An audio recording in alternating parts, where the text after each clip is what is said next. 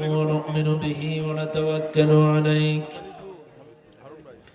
ونعوذ بالله من شرور أنفسنا ومن سيئات أعمالنا من يهده الله فلا مضل له ومن يضلل فلا هادي له ونشهد أن لا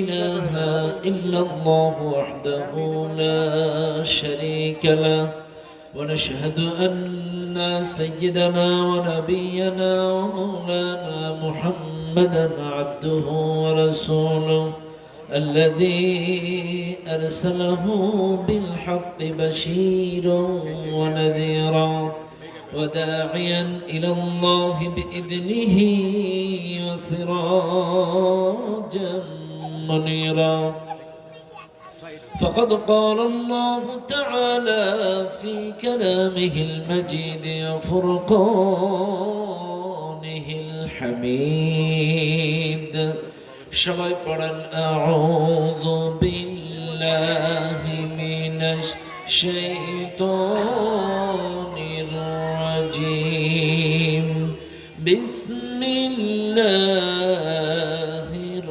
রাহমানির রহিম ইন্নাল্লাহা ইনদাহু ইলমুস الساعة وينزل الغيث ويعلم ما في الأرحام وما تدري نفس ماذا تكسب غدا وما تدري نفس بأي أرض تموت إن الله عليم خبير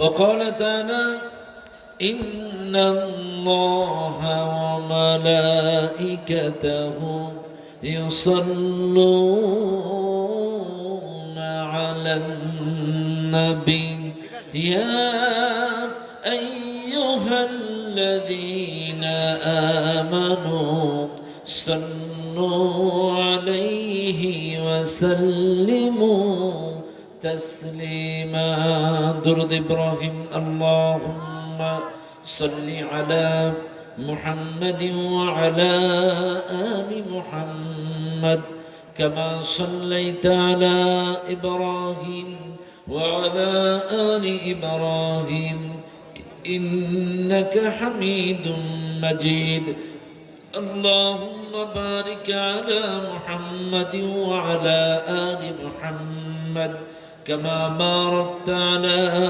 إبراهيم وعلى آل إبراهيم إنك حميد مجيد الحمد لله ثم الحمد لله ঐতিহ্যবাহী লক্ষ্মীখোলা গোয়ালঘাটা ভান্ডারকোট তাশরিফুল উম্মাহ হাফিজিয়া মাদ্রাসা ও এতিমখানার উদ্যোগে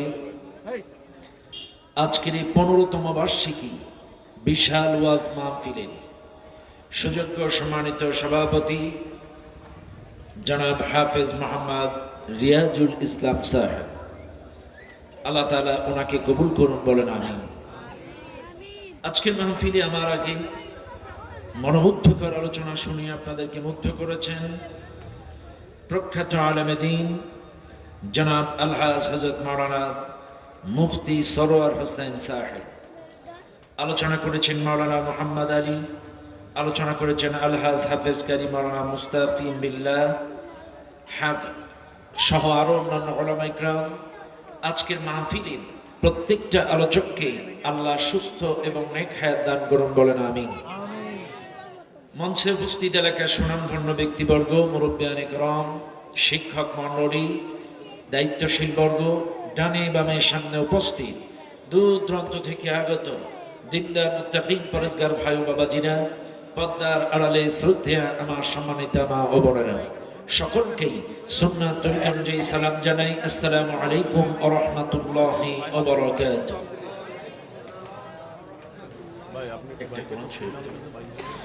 সর্বপ্রথম শুকরিয়া আদায় করি সে মহান মালিকের দরবারে, যে মহান মালিক আপনাকে আমাকে অত্যন্ত দয়া করে মায়া করে এই কুরআনুল কারীমের মাহফিলে জান্নাতি বাগানে আসার এবং বসার তৌফিক দিয়েছেন, যিনি সে মহান মালিকের দরবারে প্রাণ খুলে সমস্বরে সমবেত আওয়াজে সমবেত চেষ্টায় জীবনের শ্রেষ্ঠ শুকরিয়ার ঝান্ডাটা আল্লাহ তাআলার আরশ আজিমে পৌঁছায় দেয়। চিৎকার মেরে বলুন আলহামদুলিল্লাহ।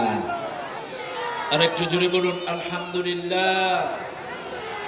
দুরূদ ও সালাম পাঠ করি সে মহান মানবতার মুক্তির দূতের জন্য, যিনি আমার আপনার সকলের কিয়ামতের কঠিন মুসিবতের সময়ের একান্ত সুপারিশকারী প্রিয় নবী নবী মুহাম্মদুর রাসূলুল্লাহ সবাই বলুন সাল্লাল্লাহু আলাইহি ওয়াসাল্লাম। মাগফিরাত কামনা করি সেই সকল ভাইদের জন্য যারা দ্বীনের জন্য ইসলামের জন্য প্রাণ দিয়ে শহীদ হয়েছেন। আল্লাহ তাআলা তাদের সকলকেই জান্নাতুল ফিরদাউসের সর্বোচ্চ মর্যাদা দান করুন। চিৎকার মেরে বলেন আল্লাহুম্মা আমিন। সম্মানিত ভাইরা, এই মাহফিলে আমার সামনে যারা এই মুহূর্তে বসে আছেন, ছাত্র যারা এই মাদ্রাসার হাত তোলেন। আচ্ছা, হাত নামান। ছাত্র ছাড়া যারা হাত তোলেন। আলহামদুলিল্লাহ। দেখেন, ম্যাক্সিমাম বাচ্চা কিন্তু সবই ছোট নাবালক। এদের কিন্তু আসলে ছোট মানুষ তো মন মানসিকতা অন্যদিকে থাকতে পারে রাত গভীর হওয়ার কারণে। কাজে আপনারা যারা আছেন পেছনের দিকে একটু সামনের দিকে চেপে আসবেন, আর আমি যতক্ষণ কথা বলবো আমার সঙ্গে একটু পাই টু পাই জবাব দিবেন। আমি কিন্তু অনর্থক অযৌক্তিক কোনো কথা বলি না, আউল ফাউল কথা বলে সময় নষ্ট করি না। যতক্ষণ থাকবো কোরআন সুন্নাহর ভিত্তিতে কথা বলবো ইনশাআল্লাহ। তবে একজন মানুষও যদি অমনোযোগী হয়ে যান, ওঠাউঠি কথাবার্তা বলেন, আমার কিন্তু সেই দিকে নজর চলে যাবে। কারণ আমার কথা হলো, অন্যান্য বক্তারা চোখ কান বন্ধ করে ওয়াজ করতে পারে, কিন্তু আমি কিন্তু চোখ বন্ধ করে ওয়াজ করতে পারি না। মনে রাখেন, আসলে আজকে 8 দলীয় মহাসমাবেশের কারণে এত বেশি জ্যাম হয়েছে রাস্তায়। আমি 0 পয়েন্টের আগে এক জায়গায় দাঁড়ায় আছি প্রায় 2 ঘন্টা। এক জায়গায় আধা কিলোর ভিতরেই 2 ঘন্টা দাঁড়ায় আছি, যার কারণে আমি নির্দিষ্ট সময় পৌঁছাইতে পারি নাই, নাইলে আরো আগে হয়তো মঞ্চে উঠতে পারতাম। এত বেশি গাড়ি, শত শত হাজার হাজার গাড়ি, এত বেশি জাম, ত্রিকোণা, চতুর্দিকের রাস্তা ব্লক, যার কারণে নির্দিষ্ট সময় পৌঁছাইতে পারি নাই। লম্বা সময় আলোচনা নয়, তবে যতটুকু সময় থাকবো আমার সাথে একটু মন খুলে আপনারা কথার জবাব দিবেন। দিবেন তো ইনশাল্লাহ? আছে রেওয়াজ, খুলনায় আছে, এটা খুলনা তো, খুলনায় রেওয়াজ আছে তো? আমার সাথে আওয়াজ দিবেন নি? হ্যাঁ ইনশাআল্লাহ। পেছন দিকে কিছু কয় না। এই জবান দিয়েছেন কে? আল্লাহ। এই জবান দিয়ে প্রশংসা আদায় করবেন কার? আল্লাহ। ছোটবেলায় বিভিন্ন মাহফিলে যখন যেতাম, লাস্ট টাইমে যখন দোয়া হতো, বিভিন্ন হক্কানি বড় বড় আলেম ওলামা পীর মাশায়েখরা দোয়া করত, মানুষের কান্নার রোগ পড়ে যেত, এত বেশি কান্নাকাটি করতো মানুষ। কিন্তু দুঃখজনক হলেও সত্য, আজ বর্তমানে মাহফিলগুলোতে, মসজিদগুলোতে তাফসীর মাহফিল, ওয়াজ মাহফিল, সিরাত মাহফিল, যে কোনো মাজলিসেই বলেন না কেন, এখন মোনাজাতে আর মানুষের চোখে পানি আসে না। কেন বলেন তো? এক নাম্বার কারণ, আমাদের দিলগুলো গুনাহ করতে করতে নষ্ট হয়ে গেছে, কালো হয়ে গেছে, কর্ণগুলো কালো হয়ে গেছে, যার কারণে এখন আর আমাদের দিলগুলো গুনাহ করে, অন্যায় করে অনুতপ্ত, অনুশোচিত হয় না। 2 নাম্বার কারণ, হারাম খেয়ে খেয়ে আমাদের কর্ণগুলো নষ্ট হয়ে গেছে। এখন আপনারা বলেন, রাজি থাকলে বলেন, কথা কি ঠিক না বেঠিক? 1 নাম্বার গুনাহ, আর 2 নাম্বার হচ্ছে হারাম খেয়ে খেয়ে আজকে আমাদের দিনগুলো অন্ধ হয়ে গেছে, কালো হয়ে গেছে। সত্যকে সত্য, মিথ্যাকে মিথ্যা বলতে পারি না। চোখের সামনে দেখেও না দেখার ভান করি, বিবেক দিয়ে বিবেচনা করার বোধ শক্তি আমাদের হারায় গেছে। এমন কোনো বাড়ি নাই হারামের সাথে সম্পৃক্ত নাই, আসেনি বাবা? আপনাদের খুলনায় নাই? রাগ করেন না আমার কথায়। এখানে আমাদের সবার বাবা ভালো বাবা অথবা আমাদের বাবা খারাপ বাবা, একটা মানুষ হাত তোলেন তো যে আমার বাবা খারাপ বাবা আছেন? কেউ নেই। আমার বাবা খারাপ বাবা এমন একটি ব্যক্তিও মাহফিলে নাই। এবার বলেন আমাদের সবার বাবা ভালো বাবা কারা কারা? বলেন কাদের বাবা ভালো বাবা? দু হাত তুলে দেখান। সবার বাবা? আচ্ছা হাত নামান। আচ্ছা আপনারাই বলেন সবার বাবা ভালো বাবা, তাই ঘুষ খায় কার বাবা? কথা বুঝুন না। সবার বাবাই যদি ভালো বাবা হয় তাহলে ঘুষ খাই কার বাবা? সুদ খাই কার বাবা? জেনা করে কার বাবা? লোকের আল ঠেলে জমির আল ঠেলে কার বাবা? ওজনে কম দেয় কার বাবা? আজকে কোনো না কোনো ভাবেই আজকে আমরা হারাম খাচ্ছি, হারামের সাথে সম্পৃক্ত হয়ে যাচ্ছি। এই জন্য বেশি বেশি করে আল্লাহ জিকির, আল্লাহর স্মরণ, বেশি বেশি করে কোরআন তেলাওয়াত, আল্লাহর জিকির যত বেশি করবেন আমার আপনার দিলের ময়লাগুলো পরিষ্কার করে দিবেন কে? আরো জোরে বলেন কে? চাইলে এই মাহফিলে এসে সুবহানাল্লাহ আলহামদুলিল্লাহ কোরআনের আয়াতগুলো তেলাওয়াত করলে লাভ না লস? আরো জোরে আলহামদুলিল্লাহ। এবার আমার সঙ্গে তেলাওয়াত করেন, আর ভূমিকায় কথা নয়, ডাইরেক্ট আলোচনায় চলে যাই। সবাই পড়েন আউযু বিল্লাহি মিনাশ শাইতানির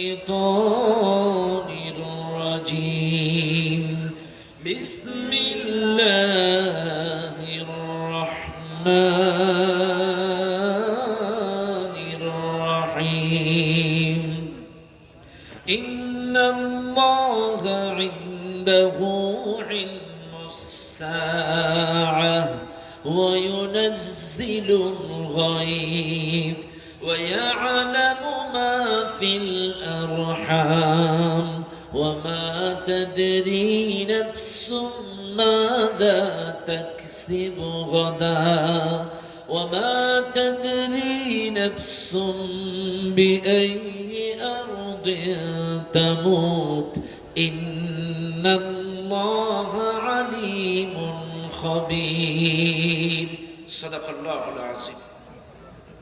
সূরাটির নাম সূরাতুল লুকমান। কোন সূরা? সবাই বলেন। ওয়াজ কিন্তু মুখস্থ করে যাওয়া লাগবে। আমি এত কষ্ট করে আসছি আর আপনারা এই জায়গা থেকে কোনো শিক্ষা নিয়ে যাবেন না, কোনো মেসেজ নিয়ে যাবেন না, তা হবে না। ওয়াজ কিন্তু আজকে মুখস্থ করে যাওয়া লাগবে, মনে থাকবে আপনাদের। সূরাটির নাম কি? লুকমান।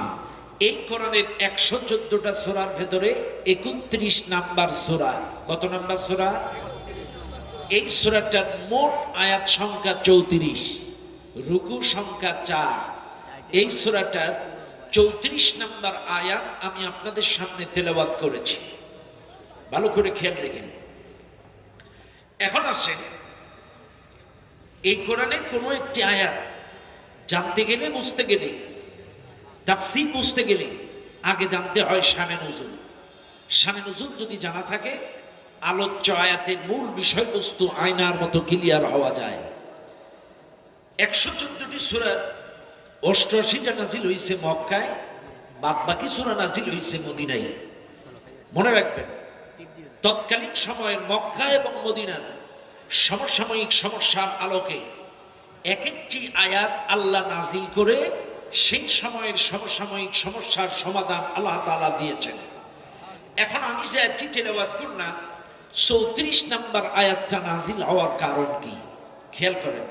এই আয়াতটা নাজিল হওয়ার কারণ কি, কোন প্রেক্ষাপটে কেন নাজিল হলো, আসেন কারণটা শুনে নিন।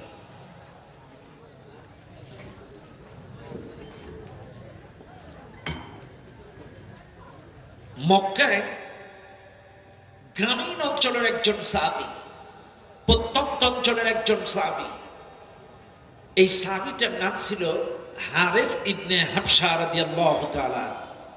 ভালো করে মনে রাখেন, গ্রামীণ অঞ্চল, প্রত্যন্ত অঞ্চলে, যেমন এই খুলনা জেলার প্রত্যন্ত অঞ্চল হলো কয়রা। কয়রার উপরে কিছু আছে নাকি? নেই। দাখো, কয়রা, ছোলা দানা, এগুলো একদম শেষ সীমানা। একবার মনে পড়ে আমার অনেক আগের কথা, ডাকবে একবার একটা মাহফিলে গেছি। প্রচন্ড শীতের সময়, প্রচন্ড কুয়াশা। মাহফিল করে পরের দিন আমার মাহফিল রাজশাহী। আমি রাতের বেলায় প্রোগ্রাম শেষ করে একটা ট্রলার ভাড়া করছি। আমার এসে রাতারাতি এই ঘাটটা, নদীটা পার করে ওই বারে দিয়ে দেবে, খুলনার ওই পাশে দিয়ে দেবে, পাইকাসার পাশে। কিন্তু মাহফিল শেষ করে ছাড়ছি, মোটামুটি মাহফিল শেষ করতে করতে বাচ্চা কটা আনুমানিক 2টা 2:30 বাজছে। মাহফিল শেষ করে ট্রলার ছাড়ছে, সারা রাত ঘুরে ফজরের আজানের সময় ঘুরে দেখি সেই ঘাটেই আছে। এত বেশি কুয়াশা, ও ঘুরে আসছে, ঘুরে এসে সেই ঘাটে আবার নৌকা থামাইছে। এই দাকবে অবশ্যই ফার্স্ট গেছি, আর যাওয়া হয়নি দাকবে। যাই হোক, সম্মানিত ভাইরা আমার, কুয়াশার সময় অনেক বিপদে আমাদের পড়তে হয় মাঝে মাঝে। এগুলো আমার বলা উদ্দেশ্য না, তবে এই যে শীতকালীন কুয়াশা এত বিপজ্জনক। একবার সন্দ্বীপ চিনেননি আপনারা? কুতুবদিয়া, সন্দ্বীপ, কক্সবাজারের উপজেলা কুতুবদিয়া, আর চট্টগ্রামের হচ্ছে সন্দ্বীপ। তো আমি এই কুতুবদিয়ার থেকে মাহফিল করে ওইরকম একবার রাতে ট্রলার ঠিক করছি। এত বেশি কুয়াশা, রাতের বেলায় সেই সাগরের মাঝখানে, ওই দ্বীপের মাঝখানে কোন জায়গায় সেই ট্রলার আটকায় গেছে। অনেক ঘটনা। যাই হোক, এই কুয়াশা কেন্দ্রিক কথা মনে পড়ে গেল দাকবের কথা। তো গ্রামীণ অঞ্চল হচ্ছে কয়লা, গ্রামীণ অঞ্চল হচ্ছে দাকব। এই গ্রামীণ এরকম মক্কার প্রত্যন্ত অঞ্চলের একজন সাহাবী রাসূলুল্লাহর খেদমতে আসলেন। নবীজির খেদমত করতে করতে করতে করতে করতে করতে করতে করতে করতে করতে রাসূলকে বলছেন, ইয়া রাসূলুল্লাহ, আমার কয়েকটি প্রশ্ন আছে আপনার কাছে। বলছে, কি প্রশ্ন? 1 নাম্বার প্রশ্ন, হুজুর আপনি বলেন কিয়ামত কখন হবে, কোন দিন হবে, কোন সময় হবে? এই কিয়ামতের টাইম টেবল, সময়টা জানতে চাই। 1। 2 নাম্বার প্রশ্ন, হুজুর কখন কোথায় বৃষ্টি বর্ষণ হবে, এই বৃষ্টির খবরটা জানতে চাই। 3 নাম্বার প্রশ্ন, আমি বাড়ি থেকে আসার সময় আমার স্ত্রীকে গর্ভবতী অবস্থায় দেখে এসেছি। আমার স্ত্রীর গর্ভে যে বাচ্চাটা আছে, এই বাচ্চাটা ছেলে না মেয়ে, এটা জানতে চাই। 4 নাম্বার প্রশ্ন, হুজুর আমি আগামীকাল কোথায় যাব, কি খাবো, আমার রিজিকে কি লেখা আছে, এটা একটু জানতে চাই। 5 নাম্বার প্রশ্ন, হুজুর আমার জন্ম হয়েছে কোন জায়গায় আমি জানি, কিন্তু আমার মৃত্যুটা কখন, কোথায়, কোন অবস্থায়, কোন হালতে, কোন জায়গায় লেখা আছে, এই মৃত্যুর খবরটা একটু জানতে চাই। প্রশ্ন করছে কয়টা? সবাই বলেন, মনোযোগ আছে আমার দিকে? প্রশ্ন করছে কয়টা? 5টা। এই 5টা প্রশ্ন যখন হারেস ইবনে হাবশা রাদিয়াল্লাহু তাআলা রাসূলকে করলেন, এই প্রশ্নের জবাবে আল্লাহর পক্ষ থেকে ওই মুহূর্তে সরাসরি রাসূলুল্লাহর কাছে সূরাতুল লুকমানে 34 নম্বর আয়াত নাজিল হয়ে গেল। এটা জোরে কন্যা সুবহানাল্লাহ। সাথে সাথে এই 34 নম্বর আয়াতটা রাসূলুল্লাহর কাছে নাজিল হয়ে গেল। ভাইরা আমার, একটা আয়াতের মধ্যে 5টা প্রশ্নের জবাব আমার আল্লাহ তাআলা দিয়ে দিলেন। প্রথম প্রশ্ন কিয়ামত, সেকেন্ড প্রশ্ন বৃষ্টি, 3 নাম্বার প্রশ্ন স্ত্রীর গর্ভের বাচ্চাটা ছেলে না মেয়ে, 4 নাম্বার প্রশ্ন আগামীকাল কই যাব, কি খাবো, রিজিকে কি লেখা আছে, 5ম নাম্বার প্রশ্ন আমার জন্ম হয়েছে কোন জায়গায়, মৃত্যুটা কখন, কোথায় লেখা আছে, এটা একটু জানতে চাই। জন্মের খবর আমি জানি। এই 5টা প্রশ্নের জবাবে আয়াতটা আল্লাহ তাআলা নাজিল করে দিলেন। চাইলে শানে নুজুল শুনলাম, আয়াতটা কেন নাজিল হলো, কোন প্রেক্ষাপটে নাজিল হলো, কারণটা বলে দিলাম। এইবার আসেন, এই 5টা প্রশ্নের জবাব আপনাদেরকে দিয়ে দেই। জবাব কি শুনতে চান আপনারা? সবাই শুনতে চান? কারা কারা শুনতে চান 2 হাত তুলে দেখান। সবাই শুনতে চান? আলহামদুলিল্লাহ, হাত নামান। এবার আসেন, 5টা প্রশ্নের জবাব আপনাদের দেই। তবে আমি 1, 2, 3, 4, 5, আমি 1 থেকে 5 পর্যন্ত জবাব দিব না। আমি 5, 4, 3, 2, 1, আমি উল্টা 5টা প্রশ্নের জবাব আপনাদের দিব। তবে একটা প্রশ্ন আমি বাধায় রাখবো না ইনশাআল্লাহ। লক্ষ্য করুন, চাইলে 5ম নম্বর প্রশ্ন ছিল মৃত্যু, আর প্রথম প্রশ্ন ছিল কিয়ামত। আমি আবারও বলছি, প্রথম প্রশ্ন ছিল কিয়ামত, আর শেষ প্রশ্ন ছিল মৃত্যু। এবার আপনারা বলেন, আগে মৃত্যু না আগে কিয়ামত? আগে মৃত্যু। চাইলে আসেন, আমি 5ম নম্বর থেকে আপনাদের জবাবগুলো দিয়ে দিই। দুনিয়ার মানুষ, খুলনাবাসী শুনে নেন, আল্লাহ নবী সাহাবী হারিস ইবনে হাফসা রাদিয়াল্লাহু তাআলা নবীজিকে যখন প্রশ্ন করলেন, পাঁচটা প্রশ্নের জবাবে আয়াতটা নাযিল হয়ে গেল। পঞ্চম নম্বর প্রশ্নের জবাব হারিস ইবনে হাফসা বলেন, ইয়া রাসূলুল্লাহ, আমার জন্ম হইছে কোন জায়গায় আমি জানি, আমার মৃত্যুটা কখন, কোথায়, কোন অবস্থায়, কোন জায়গায় লেখা আছে, কোন হালতে লেখা আছে, এইটা আপনার কাছে একটু জানতে চাই। আল্লাহর কোরআন, ওয়া মা তাদরি নাফসুম বিআইয়ি আরদিন তামুত, কার মৃত্যু কখন, কোথায়, কোন অবস্থায়, কোন হালতে, কোন জায়গায় হবে, এটা আল্লাহ ছাড়া এই পৃথিবীর কেউ জানে না। প্রশ্ন ছিল আমার মৃত্যুটা কোথায় হবে, কোন অবস্থায় হবে, কোন সময় হবে। আল্লাহ আয়াত নাযিল করে বলে দিলেন, ওমা তাদরি নাফসুম বিআইয়ি আরদিন তামুত, কার মৃত্যু কখন, কোথায়, কোন অবস্থায়, কোন হালতে হবে, এইটা আল্লাহ ছাড়া এই পৃথিবীর কেউ বলতে পারে। শুনে নেন খুলনার মুসলমানেরা, এই মাইক অপারেটরটা আসেনি, মাইক অপারেটর বের, মনে রাখবেন দুনিয়ার মানুষ, আমার আপনার জন্ম খুলনায় হতে পারে, মৃত্যুটা রাজধানী ঢাকা এলাকা থাকতে পারে, জন্মটা আমার আপনার এই রূপসা থানায় হতে পারে, আমার আপনার মৃত্যুটা কিন্তু ওই খুলনার ফুলতলা থানায় হয়ে যেতে পারে।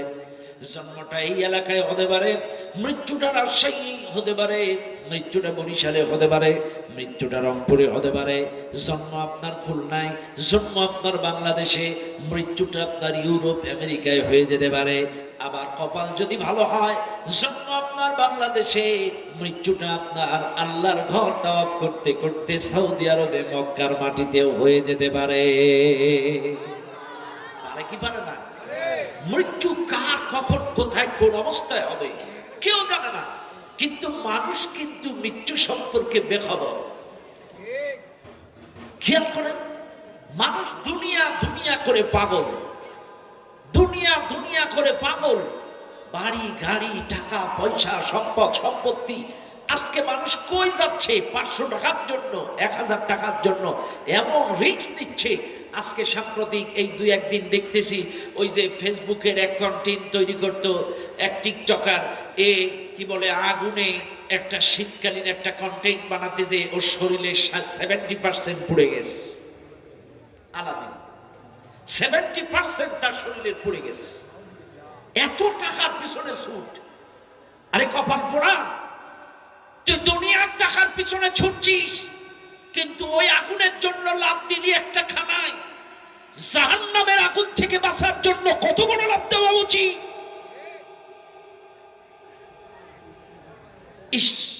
মানুষ আজকে পাগল।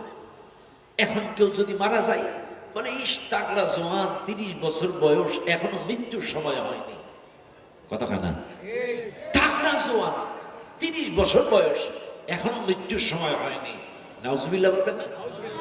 আল্লাহ কোরআন বলেন, ওয়ামা কানা লিনাফসিন আন তামুতা ইল্লা বিইذনিল্লাহি কিতাবাম মুআজ্জালা। আল্লাহর অর্ডার ব্যতীত নির্দিষ্ট সময় ছাড়া কারোর মৃত্যু হয় না। নির্দিষ্ট সময় যখন আপনার হয়ে যাবে, আল্লাহর অর্ডার ছাড়া কারোর মৃত্যু হবে না। আপনার মৃত্যু যদি 25 বছরে লেখা থাকে, 1 সেকেন্ড কমানো বা বাড়ানোর ক্ষমতা কারণ নাই। ইদা জা আজালুহুম লা ইস্তাখিরুনা সাআতান ওয়া লা ইস্তাকদিমুন। আপনার মৃত্যু যদি 40-এ লেখা থাকে, আপনার মৃত্যু যদি 35-এ লেখা থাকে, আপনার মৃত্যু যদি 30-এ লেখা থাকে, 1 সেকেন্ড কমানো বা বাড়ানোর ক্ষমতা এই দুনিয়ার কারণ নাই। আর মৃত্যু যে হবে এটার মধ্যে কোনো সন্দেহ নাই ও মুসলমান। আর মৃত্যুর সময় যখন আসবে, তুমি দুর্গে থাকো, প্রাসাদে থাকো, তুমি আইসিইউতে থাকো আর সিসিইউতে থাকো, যেখানেই থাকো না কেন, মৃত্যু যখন আসবে, মৃত্যুর হাত থেকে বাঁচার উপায় কারণ নাই। আইনামা তাকুনু ইউদরিকুমুল মাউত ওয়ালাউ কুনতুম ফি বুরুজিন মুশাইয়াদা। তুমি দুর্গে থাকো, আইসিইউতে থাকো, সিসিইউতে থাকো, মৃত্যুর সময় যখন আসবে আজরাইল তোমাকে পাকড়াও করবেই। আর পাকড়াও শুধু নয়, ওয়াজাআত সাকরাতুল মাউতি বিল হক যালিকা মা কুনতা মিনহু তাহিদ। মৃত্যুর যন্ত্রণা সত্য, মৃত্যুর যন্ত্রণা থেকে কেউ রেহাই পাবে না, এটা চিরন্তন চির সত্য।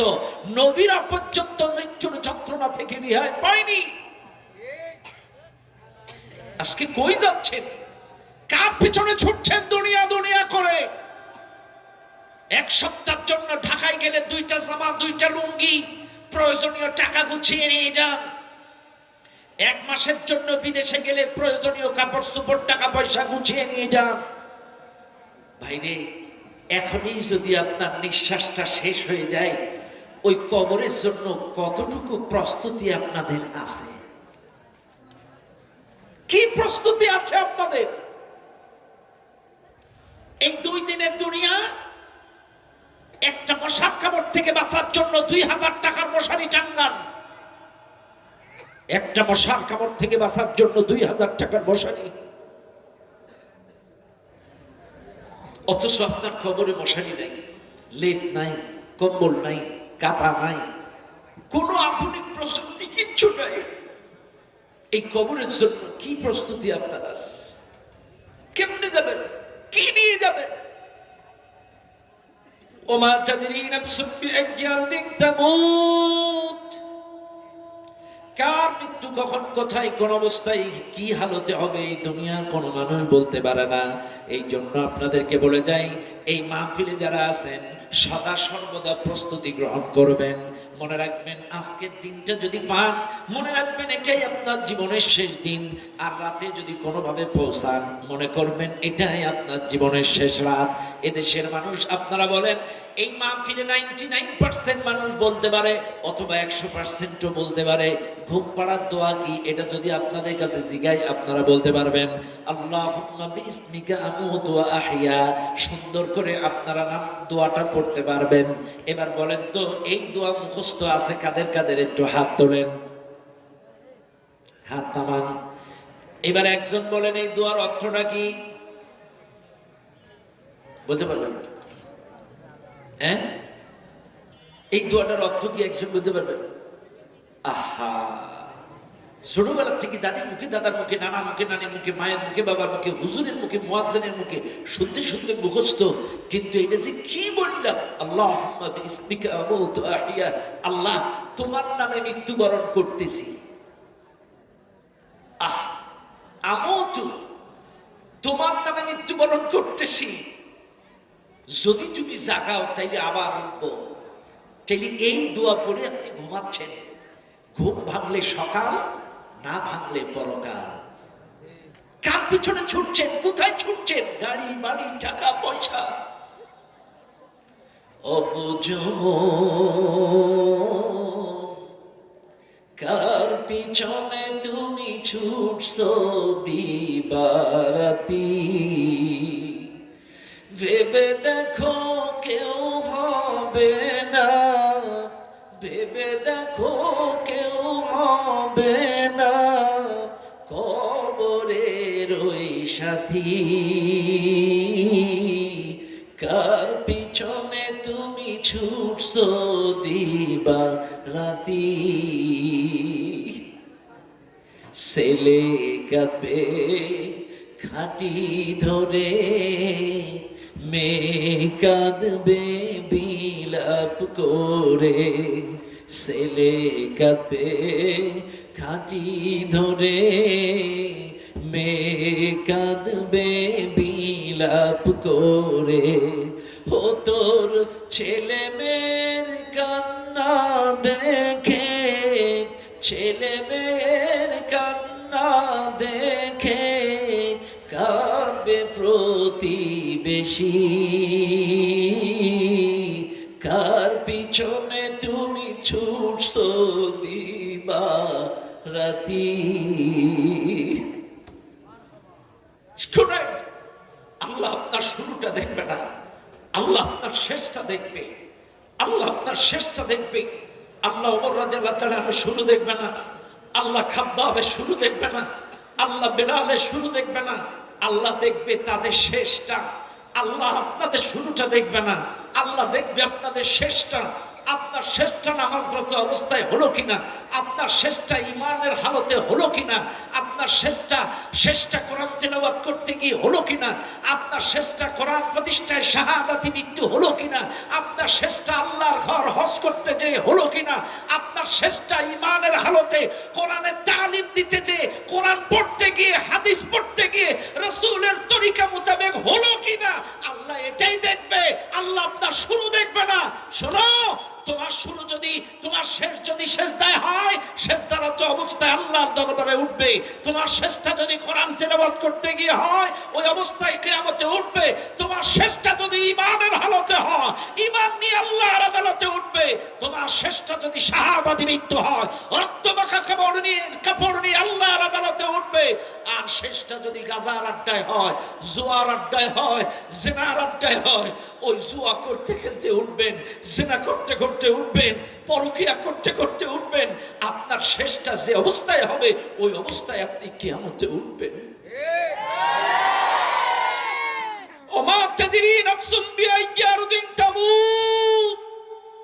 আরে কপাল পোড়া মাইকেলা ভাই রে, এই তোমরা বুঝো বুঝো, এটা তো গান গাওয়ার নিয়ে দিছো। আমার বেজ একটু কমায় দাও। আগেও একবার খুঁজছি আমি, গানের সময়কার সাউন্ড একরকম, আলোচনার সময়কার সাউন্ড একরকম। এটা বুঝো না কেন? আগে সেই সঙ্গীতের সিস্টেম এখনো আছে। হ্যাঁ, আমার এই ঠিক আছে, এই তো কি সুন্দর, এইগুলো ঠিক আছে, এত সুন্দর সাউন্ড সিস্টেম, বাইরের থেকে একদম ক্লিয়ার। এখন আমি স্যাটিসফাইড। মনে রাখবেন, আগেরটা ছিল গানের, এইবারটা না হয়েছে ওয়াজে। হ্যাঁ ঠিক আছে। আপনাদের জানি সে কথা বলছি। মুসলমান বাবাজির, আবার আমার সাথে প্রত্যেকটা কথা মনে রাখবেন। আমি যেহেতু কার মৃত্যু কখন কোন জায়গায় কোন অবস্থায় হবে আল্লাহ ছাড়া কেউ জানে না। এখন আসেন তো, কিছুক্ষণের জন্য আপনাদেরকে একটু কবর থেকে ঘুরাই নিয়ে আসি। যাবেন আপনারা? যাবেন? যাবেন আমার সাথে? আসেন, আমি কিছুক্ষণ একটু আপনাদেরকে কবর থেকে ঘুরাই নিয়ে আসি।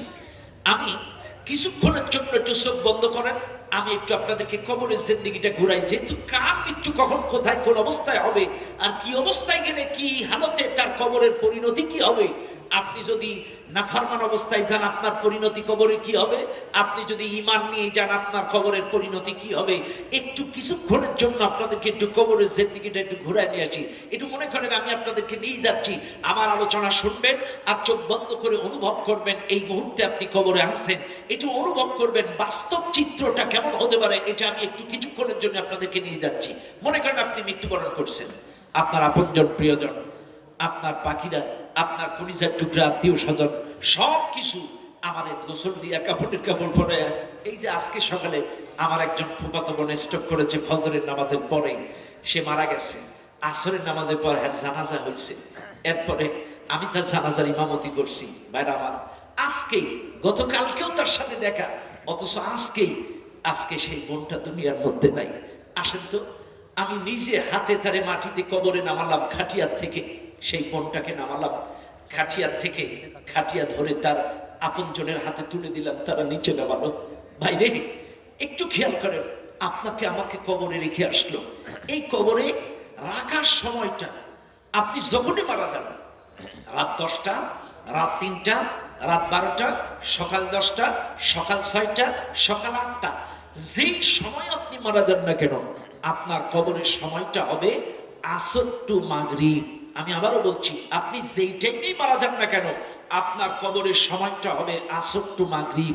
কেন আসর টু মাগরিব? একটা ফিজিক্যালি পরীক্ষা আর 3টা মৌখিক পরীক্ষা। ফিজিক্যালি পরীক্ষাটা কি খেয়াল করেন, আসর টু মাগরিব অর্থাৎ আসর আর মাগরিবের মাঝখানে সূর্যটা যেমন পশ্চিম আকাশে হেলে থাকে, আপনার কবরে যখন ফেরেশতারা জীবিত করবে ওই সময়টাও হবে আসর টু মাগরিবের ওয়েদার, ওই সময়কার আবহাওয়া, ওই সময়কার আকাশ। এখন খেয়াল করেন, আপনি মারা গেলেন, ফেরেশতা চলে আসলো 2জন, এসে আপনারে তুলে সর্বপ্রথম আপনাকে জিজ্ঞাসা করলো তোমার রবকে, মান রব্বুকা। তোমার রব যখন প্রশ্ন করলো তখন সাথে সাথে আল্লাহর বান্দা যাকে তুলবে ওই লোকটা যদি প্রকৃত অর্থে নামাজি হয়ে থাকে, চাইলে ফেরেশতাদেরকে বলবে, ও ফেরেশতারা, তোমাদের সব প্রশ্নের জবাব পরে আমি ঘুমানোর কারণে আসরের নামাজটা করতে পারি নাই, ওই যে অর্থ চলে যাচ্ছে, আগে একটু ওযুর পানি দাও, নামাজটা আদায় করে নেই। একটু জোরে বলবেন না সুবহানাল্লাহ? আরো জোরে বলেন না সুবহানাল্লাহ? আপনি যদি প্রকৃত অর্থে নামাজি হয়ে থাকেন, চাইলে কি চাইবেন? ওযুর পানি। আর যারা নামাজ পড়বে না, পড়ে না, কিসের পানি আর কিসের রক্ত, এদের কোনো টাইম জ্ঞান আছে? ফজর যায় ঘুমিয়ে, জোহর যায় কামে, আসর যায় খেলায়, সন্ধ্যা যায় বন্ধু বান্ধবের আড্ডায়, আর এশা যায় আইপিএল আর বিপিএল খেলায়। কথা কি মেলে? মেলে?